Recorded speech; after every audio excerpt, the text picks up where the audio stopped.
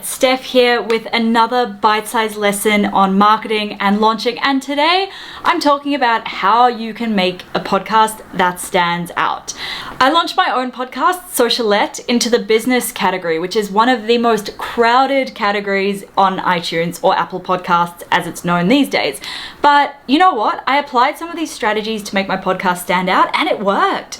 My podcast hit #1 in launch week, and in the first 6 months, it hit 100,000 downloads, and I was speaking about my podcast launch strategy on the same stage as podcasting legends Pat Flynn and Jordan Harbinger. Now it's your turn. Here's how you can launch a podcast that stands out.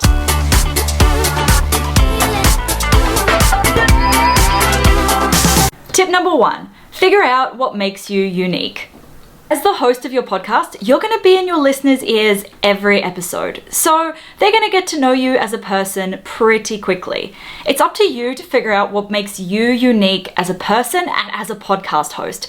Maybe there's some element of your personality that you can infuse into your show to make your listeners love you and come back to listen to you time and time again. For example, my style is straight to the point and no fluff, and my listeners love this because so many other podcasts in the marketing space aren't like this at all. I'd love it if you could comment below and let me know what makes you unique as a person and as a podcast host, even if you haven't launched your podcast yet. Tip number 2, do what no one else is doing. Sure, you might have a ton of competitors in your space, but chances are there's something out there that nobody is doing. And I'm really big on looking at what everyone else is doing and then choosing to do something completely different.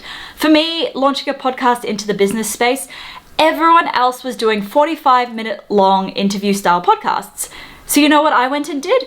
5-minute long bite-sized solo episodes, and people loved them because there was nothing else like that out there. So I'm going to challenge you to figure out what nobody else in your space is doing and make your podcast like that. Tip number 3, talk to your audience. Even if you have no followers, no email subscribers, and no podcast listeners yet, that's all good.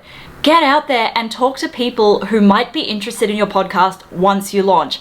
Ask them, what podcasts do you listen to? What do you feel that the existing podcasts in your space are missing? What would you like to hear from a podcast?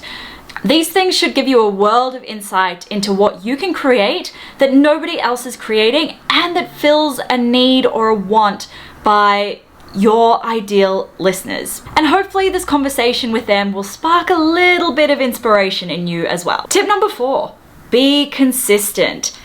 It doesn't sound like it's a big tactic or anything, but you'd be surprised how many podcasts pop up, post for about a month or so, and then they disappear.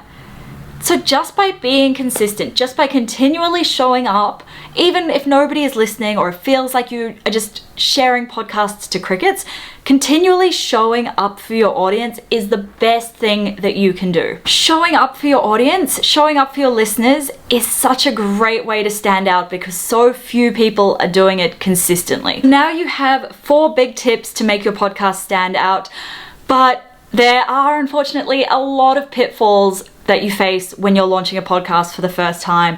I know because I've been there, and I'm sharing with you my free cheat sheet with the 5 things I wish I knew before I started my podcast. You can download it at the link below. It's completely free, and it's 5 things that I feel would have had a very big impact on my podcast launch had I known these things going into the launch. I'd love it if you could let me know in the comments below if you found this video helpful. Make sure you remember to download my free cheat sheet, 5 things I wish I knew before I launched my podcast. If you found this video helpful, I'd love it if you could hit subscribe, share this with a friend, like this video. Any of these things help me to know what kind of content to create for you guys in the future. Thanks so much for watching. Catch you next time.